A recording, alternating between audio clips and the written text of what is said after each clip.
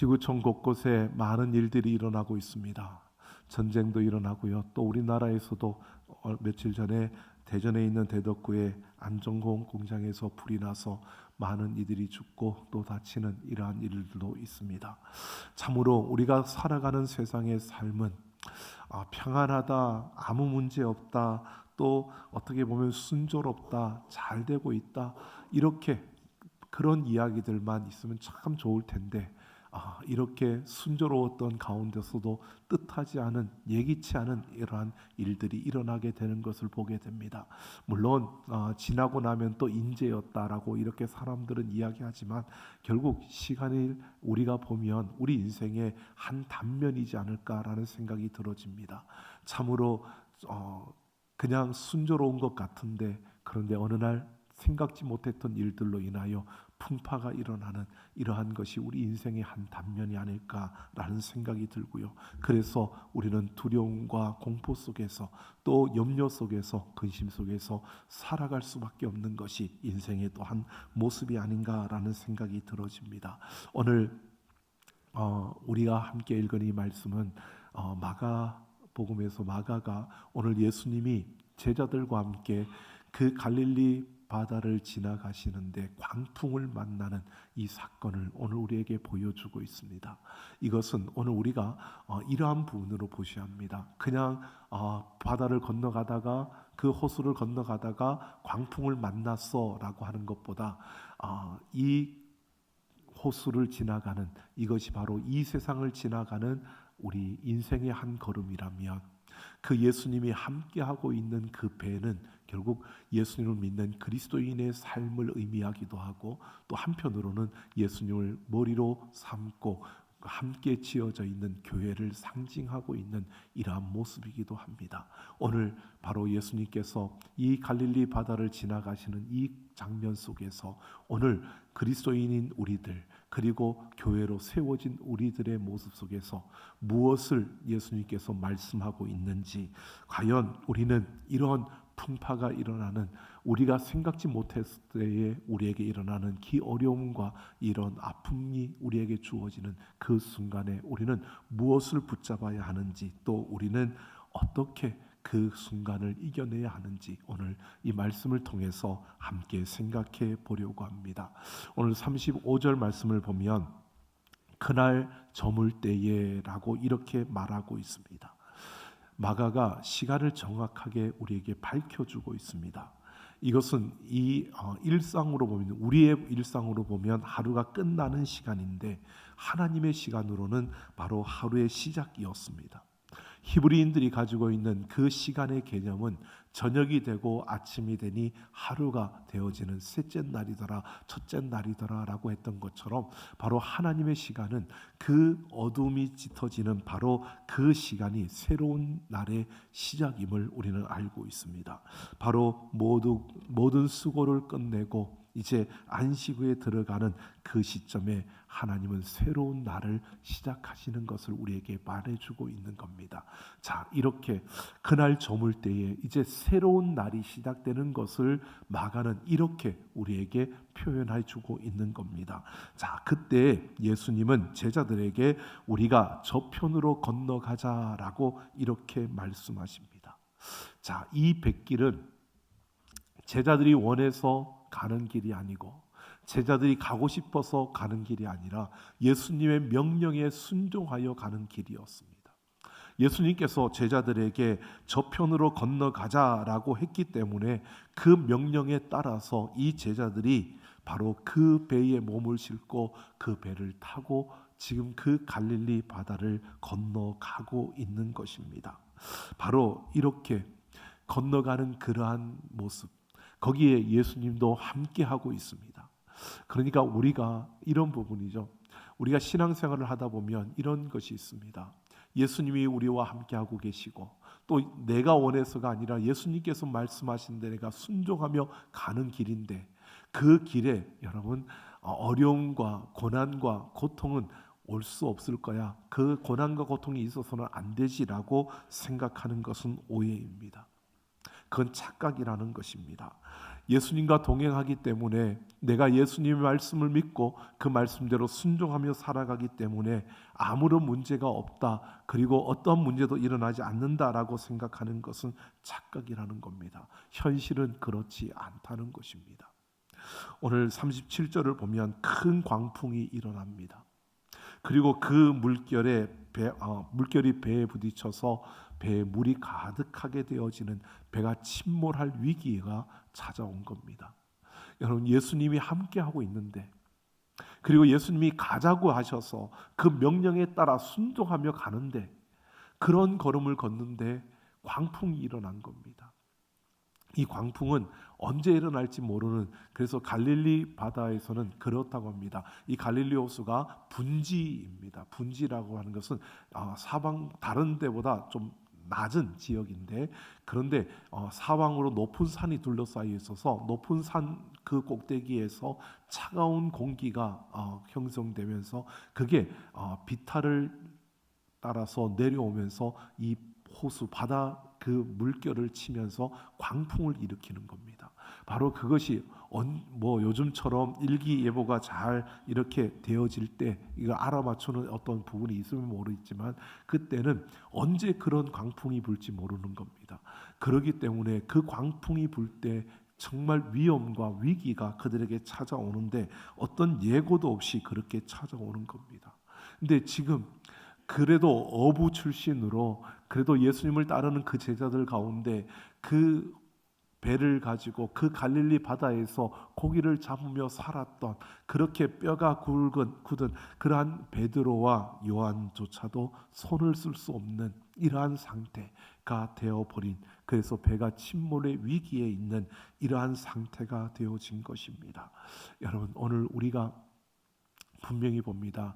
우리가 예수를 믿고 하나님의 자녀가 되어서 하나님의 자녀로 이 세상을 살아갈 때에 내가 좀 섬기려고 하는데 어려움이 찾아오기도 하고요. 내가 좀 하나님 말씀을 따라서 뭔가 한번 제대로 살아보려고 그렇게 결심했는데 그 앞에 어려움도 또 찾아오기도 하고요. 우리가 예수님의 말씀에 순종하며 나아가는 그 걸음에 때로는 우리가 생각지 못했던 그런 아픔들이 우리에게 주어질 때가 있다는 것입니다. 여러분, 우리가 보면 이 세상을 살아가는 모든 인생은 이 슬픔과 고난과 이 역경을 비켜갈 수는 없습니다. 오늘 우리가 똑같이 만나는 이 역경과 고난과 이 아픔 앞에서 오늘 우리는 분명히 달라야 할 것입니다. 우리가 달라야 하는데 이 배에 있는 이 제자들의 모습은 다르지 않았습니다. 오늘 예수님은 바로 이 모습을 우리에게 말해주고 있는 겁니다. 여느 인생과 똑같은 그들의 모습이요. 그래서 예수님께서 그들에게 이런 인생의 풍파가, 이 고난과 역경이 찾아올 때 이 환난 앞에서 어떻게 해야 될 것인가를 그들에게 말해주고 있는 겁니다. 이 긴박한 순간에 예수님은 어디 계셨느냐? 38절을 보면 고물에서 베개를 베고 주무시더니라고 합니다. 그냥 우리말로 이렇게 주무시더니라고 했는데 원문을 보면 이 주무시더니라고 하는 단어가 주무시고 계셨더니라고 하는 뜻입니다. 그러니까 주무시더니와 주무시고 계셨더니는 다릅니다. 주무시더니라고 하는 것은 그냥 잠자는 사실을 말하는 그 팩트를 이야기하고 있는 거고, 주무시고 계셨더니라고 하는 것은 이전부터 계속해서 자고 있었다는 것을 말하고 있습니다. 이것은 이런 거죠. 우리가 예수님을 모셔드렸고 우리가 예수님을 나의 구주라고 받아들였는데 그 예수님을 나의 주인으로, 나의 왕으로 모신 것이 아니라 내 삶의, 내 마음의 한 구석에 그냥 예수님을 놔둔 겁니다. 그 예수님이 거기에서 계속해서 주무시고 계셨다는 겁니다. 나는 그리스도인으로 살아가고 있는데, 그런데 예수님이 나의 주인으로, 나의 왕으로 내 삶을 다스리시는 것이 아니라 그 예수님이 내 인생의 한 구석에 그냥 주무시고 계셨다는 겁니다. 그냥 예수님을 모시긴 모셨지만, 예수님을 구주로 받아들이긴 받아들였지만 예수님을 나의 왕으로 삼지 않은 것입니다. 결국 이러한 모습을 말해주고 있는 겁니다. 예수님이 주무시고 계셨다라고 하는 것은, 이 배의 모습은 뭐냐? 예수님을 받아들이긴 받아들였는데 예수님을 왕으로 섬기지 않는 겁니다. 그러니까 내가 하고 싶은 대로 하는 겁니다. 내가 왕이 되어서 살아가는 겁니다. 내가 해야 될 것을 하는 겁니다. 내가 뭔가를 해야 되겠고, 내가 이렇게 하고 싶고, 내가 달려가고 싶고, 내가 멈추고 싶고, 내가 원하는 대로 살아가는 겁니다. 그리스도인인 모습을 가지고 있는데, 결국 그리스도인이라고 말하는데, 예수님을 나의 구주라고 고백하는데 예수님을 나의 주인으로 삼지 못한 이 모습을 이렇게 보여주고 있는 겁니다. 그래서 마가가 주무시고 계셨더니라고 이렇게 표현을 하고 있는 겁니다. 여러분, 우리가 예수님을 나의 구주로 모셨다면, 예수님을 나의 주인으로 삼고 그 예수님을 나의 인생의 왕으로 삼고 살아가는 우리의 걸음이 되어져야 하는데, 그러지 못하고 우리는 뭔가 내가 해야 될 것 같고, 꿈을 위해서 내가 뭔가를 움직여야 될 것 같고, 내가 가만히 있으면 뭔가가 부족한 것 같고, 내가 뭔가 움직여서 내가 이렇게 달려가서 내가 뭔가를 시도해봐서, 여러분, 우리가 하나님이 주신 그 삶 안에서, 하나님이 우리에게 주신 그 걸음 안에서 아무것도 하지 않아도 된다는 것이 아닙니다. 나의 주인이 누구냐라고 하는 것입니다. 내가 주인이 되어서 내 인생의 주도권을 내가 잡고 가느냐, 아니면 예수님께 내 인생의 주도권을 내어 맡기고 그 예수님께서 말씀하시는 대로 내가 그렇게 달려가느냐, 이 인생의 차이가 여기에서 보여지고 있는 겁니다. 오늘 우리는 뭔가 내가 해야 되고, 내가 주도권을 잡아야 좀 속이 시원하고, 내가 주도권을 잡아야 또 안심이 되고, 내가 주도권을 잡고 뭔가를 움직여 가야 그래도 뭔가가 되는 것처럼 느껴지는 것, 여러분, 이것은 내가 스스로 내가 왕이 되어 있는 우리의 모습일 것입니다. 자, 예수님께서 바로 우리와 함께하고 계시는데, 바로 이런 모습이요, 교회도 마찬가지입니다. 교회라고 하는 이름으로 우리가 함께해서 나아가는 이 공동체 속에서 사람이 주인이 되려고 하고, 사람이 앞서려고 하고, 사람의 생각과 사람의 경험과 사람의 세상의 방식을 가지고 교회에서 움직여 가려고 하는 이 모든 것들이 결국 예수님을 모시긴 모셨지만 예수님을 주인이 아니라 그냥 한 구석에 주무시고 계시도록 만들어 놓는 바로 그러한 모습임을 말해주고 있는 겁니다. 예수님의 입장에서는 예수님에게 그 왕의 자리를 내어주지 않으니까 그냥 고물에서 베개를 베고 그냥 주무시고 있는 이 모습밖에 할 것이 없는 것입니다. 자, 그런 상황에서 38절을 보면 제자들은 깨우며 이르되 선생님이여, 우리가 죽게 된 것을 돌보지 아니하시나이까 라고 이렇게 말하며 두려움과 원망이 섞인 이들의 그 부르짖는 이 모습을 보여주고 있습니다. 제자들이 예수님을 깨웁니다. 여기에서 이 깨우다, 깨웠다라고 하는 이 표현은 마가의 특유한, 이 단어는 마가만 사용하고 있는 특유한 표현인데, 이거는 어떤 부분이냐면 마가가 예수님의 부활을 이야기할 때 사용하는 단어였습니다. 그러니까 예수님의 부활을 의미하는 이 깨우다는 이 단어를 여기에 썼다는 것은, 여러분, 죽은 자 가운데서 하나님이 다시 살리시는 것을 말하는 건데, 여러분, 부활은, 다시 살리는 것은 사람이 하는 게 아니라 하나님이 하시는 겁니다. 하나님만이 예수님을 다시 살리실 수 있었고 다시 살리신 겁니다. 바로 마가는 이 표현을 통해서 우리에게 이렇게 말해주고 있는 겁니다. 지금 제자들이 예수님을 깨웠다라고 하지만 이 깨운 것은 예수님 그들이 해서는 안 된, 하나님이 해야 되는 행동을 그들이 하고 있는 이 모습을 통해서 이들의 행동이 지금 믿음의 행동이 아니라는 것을 보여주고 있고요. 이들의 행동이 지금 너무 두려우니까, 무서우니까 그 공포에 질려서 그들이 지금 자신들이 해서는 안 되는 그러한 행동을 하고 있는 이들의 모습을 이렇게 보여주고 있는 겁니다. 지금 제자들은 다급하니까 예수님을 깨워야지 이렇게 우리가 보지만, 여기에서 마가가 표현하고 싶은 것은 이겁니다. 그 제자들은 믿음으로 행동한 것이 아니라 그들은 지금 예수님을 깨운 것은 내 필요를 위해서 예수님을 깨웠다는 것입니다. 내가 지금 죽게 되었으니까 그 예수님을 깨운 겁니다. 이 말은 이런 거죠. 예수님을 모시고 있긴 있는데 그 예수님을 내가 필요할 때만 구하는 겁니다. 내가 원할 때만 예수님의 도움을 구하는 겁니다. 내가 정말 위태로울 때만 그 예수님의 도움을 구하는 겁니다. 그러니까 어떤 한 거인처럼, 나를 도와주는 거인처럼, 나를 도와주는 어떤 그 존재로 예수님을 보고 있는 거지, 예수님을 나의 주인으로, 왕으로 보지 않는 겁니다. 그래서 이 제자들은 예수님을 깨우는데 믿음의 행동이 아니라, 이것은 예수님을 나의 왕으로 삼고 그 왕이시기 때문에, 나의 주인이시기 때문에 그 예수님을 깨우는 게 아니라, 지금 이들은 예수님 앞에서 내가 필요하기 때문에, 내가 지금 죽을 지경이기 때문에, 내가 공포에 질려 있기 때문에 이 위기에서 나를 건져달라고 그들이 예수님을 깨우고 있다는 것을 말해주고 있는 겁니다. 즉 예수님을 급할 때만 불러서 써먹는, 예수님을 나의 인생에 그냥 하나의 나를 돕는, 내가 사용할 수 있는 어떠한 존재로만 바라보고 있는 이들의 모습을 보여주고 있는 겁니다. 여러분 어떻습니까? 우리가 살아가는 삶에 위기가 찾아왔을 때 하나님 앞에 기도해야지요. 근데 그 기도하지 말라는 게 아니라, 기도하는데 중요한 것은 그때 나의 인생의 주인이 내가 되어서 내가 주도권을 잡고 가면서 그 예수님을 그냥 도와달라고 끌어들이는 것은 믿음의 행동이 아니고, 그것은 결국 필요할 때만 도움을 받으려고 하는, 내 인생에 그냥 그분은 나를 돕는 자로 그렇게 보고 두고 있는 그 모습을 말해주고 있는 겁니다. 여러분 예수님은 우리의 왕이 되시고 우리의 주인이신 줄로 믿습니다. 예수님을 나의 왕으로, 나의 주인으로 삼고 살아가야지, 내가 주인이 되어서 내가 주도권을 가지고 예수님이 내가 말하면 와서 돕고 내가 요구하면 와서 돕는 이러한 존재로 예수님을 여겨서는 안 된다는 것입니다. 지금 제자들은 그렇게 보여주고 있는 겁니다.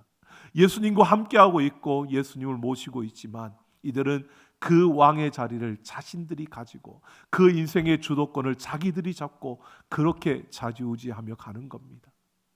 여러분 그렇게 가는 이들의 걸음, 다급하니까 결국 예수님을 흔들어 깨우는데, 오늘 39절을 보면 예수께서 깨어 바람을 꾸짖으시며 바다더러 이르시되 잠잠하라 고요하라 하시니 바람이 그치고 아주 잔잔하여지더라 라고 말하고 있습니다. 잠잠하라 고요하라 라고 하는 이 명령은 주종 관계에서 내려지는 그런 명령형입니다. 그러니까 주종 관계라는 것은 주인과 종의 관계에서 예수님이 창조주로서 바로 그 피조물에게 명령하고 있는, 그 피조물의 주인으로서 명령하는 것입니다. 잠잠하라 고요하라 이렇게 명령하는 것입니다. 바로 예수님이 모든 것의 주인이 되시고 예수님께서 모든 것을 다스리시는 그런 왕이시라는 것을 이렇게 이 명령을 통해서 보여주고 마가는 지금 우리에게 이 사실을 말해주고 있는 겁니다. 예수님께서는 창조주가 되시고 모든 피조물의 주인이 되신다는 것을 이 명령을 통해서 나타내셨고요. 그러면서 40절에서 제자들에게 어찌하여 이렇게 무서워하느냐, 너희가 어찌 믿음이 없느냐라고 꾸짖고 있습니다. 여러분 오늘 예수님께서 이 제자들을 꾸짖는 이 무서워하느냐라고 하는 이 말은요, 하나님을 향한 완전한 그 신뢰를 완전히 상실한 이러한 상태의 제자들의 모습을 지금 말하고 있는 겁니다. 이들은 지금 하나님에 대한 그 신뢰를 완전히 내려놓고 완전히 겁에 질려 있는, 공포에 질려 있는 이러한 모습을 하고 있는 겁니다. 이들은 하나님이 그들과 함께하고 계시고 바로 모든 것을 다스리시는 만왕의 왕 되신 예수님이 그들과 함께하고 있는데, 그들은 그 예수님을 볼 수 없는, 믿음으로 바라보지 못하고 그 예수님을 구주로 받아들였음에도 그 예수님을 왕으로 삼지 못한 이들의 모습은 바로 이런 상태임을 우리에게 보여주고 있는 겁니다. 여러분 우리가 이것을 보셔야 합니다. 우리가 예수를 믿고 구원받는 것, 예수님 나의 구주라고 고백하는 것, 여러분 그 고백이 참으로 중요합니다. 뿐만 아니라 한 걸음 더 나아가서 예수님이 나의 주인이고 왕이시라는 고백이 우리에게 있어야 합니다. 여러분 예수를 나의 구주로 고백한 이 순간은, 이것은 어쩌면 우리가 예수를 믿는다라고 말할 수 있을 겁니다. 믿음에도 여러 가지 그 깊이 단계가 있는데, 우리가 예수를 믿는다라고 하면 예수님을 나의 구주로 모셨다라고 말할 수 있을 겁니다. 그런데 거기에서 그냥 예수님을 내 인생에 그냥 잠자고 계시도록 그렇게 주무시도록 내버려 두고 있는 인생도 있고요. 그러나 더 나아가서 예수님의 믿음 안에서 살아가는, 그러니까 우리는 예수님 믿음 안에서 살아간다는 것은요, 내가 예수님 안에 들어가고 예수님이 내 안에 들어와서 더불어 먹고 마시면서 바로 예수님과 함께하는 이 삶을 말하는 것입니다. 그래서 갈라디아서 2장 20절에서 내가 그리스도와 함께 십자가에 못 박혔나니 그런즉 이제는 내가 산 것이 아니요 오직 내 안에 그리스도께서 사시는 것이라. 이제 내가 육체 가운데 사는 것은 날 사랑하사 나를 위하여 자기 자신을 버리신 하나님의 아들을 믿는 믿음 안에서 사는 것이라 라고 말합니다. 하나님의 아들을 믿는 믿음 안에서 산다. 이 믿음 안에서 산다라고 하는데요, 이것은 하나님의 아들의 믿음 안에서 산다라고 이렇게 말하고 있는 겁니다. 그러니까 예수님의 믿음 안에서 사는 것입니다. 내가 그와 더불어 먹고 마시는 것, 이게 예수님을 나의 왕으로 삼고 예수님의 믿음 안에서 살아가는 우리의 삶, 이게 진정한 믿음의 걸음이라는 것입니다.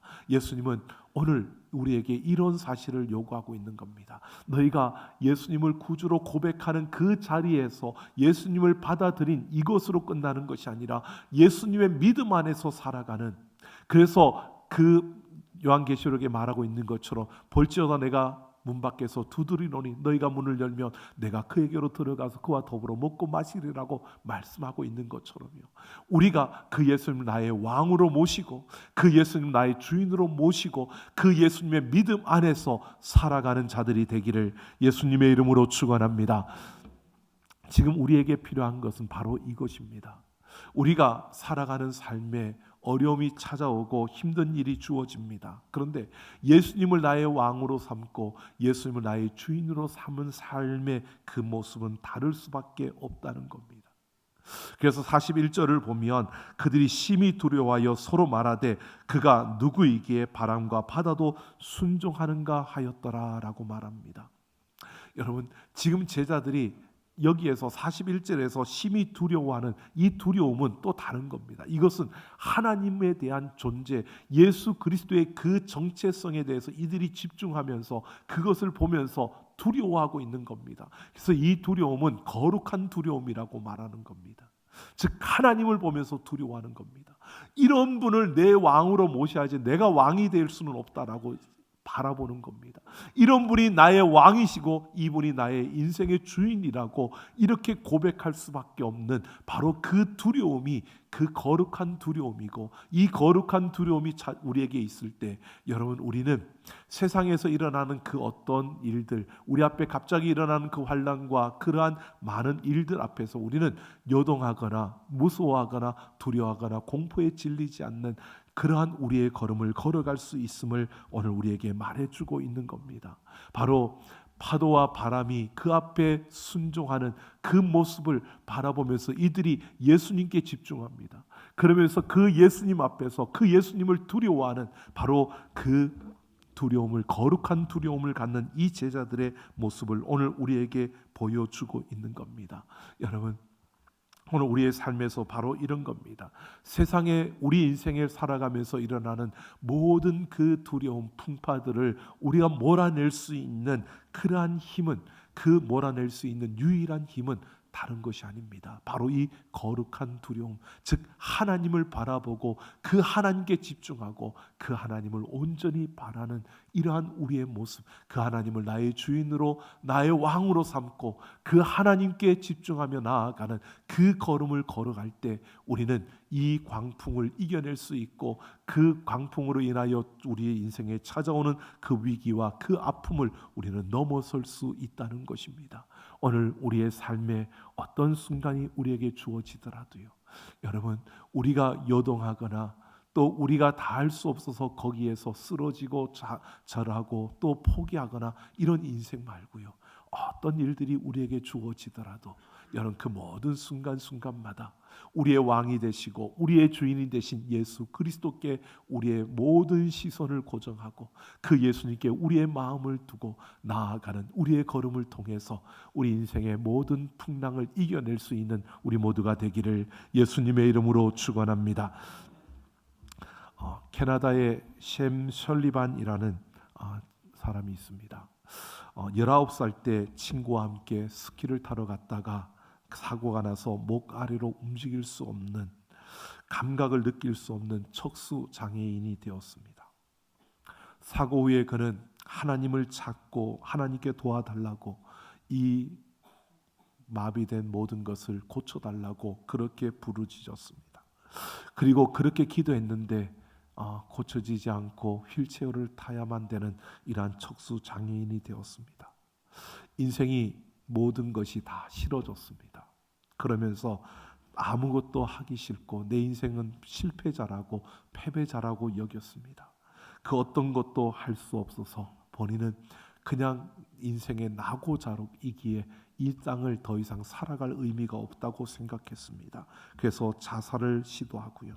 그러는 과정 속에서 또 살아나고 살아나는 이 과정 속에서 그는 모든 이들과 담을 쌓고 외톨이가 되었습니다.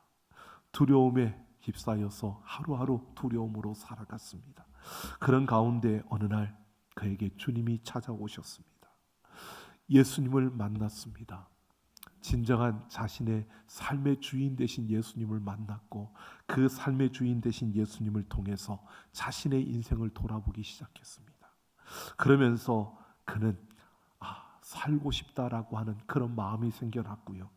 그러면서 그 예수님을 통해서 예수님이 나의 왕이시라면, 예수님이 나의 주인이시라면 내 인생을 어떻게 쓰실 거냐고 그렇게 그 주님 앞에 기도하며 다시 힘을 내기 시작했습니다. 그리고 그는 대학에 진학해서 경영학을 공부했고요.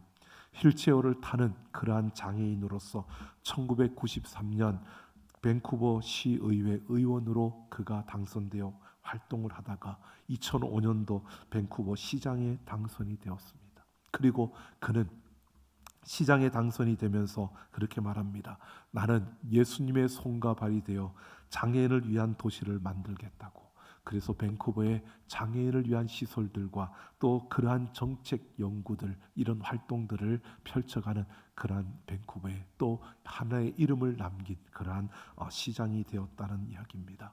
여러분, 오늘 우리는 분명히 보게 됩니다.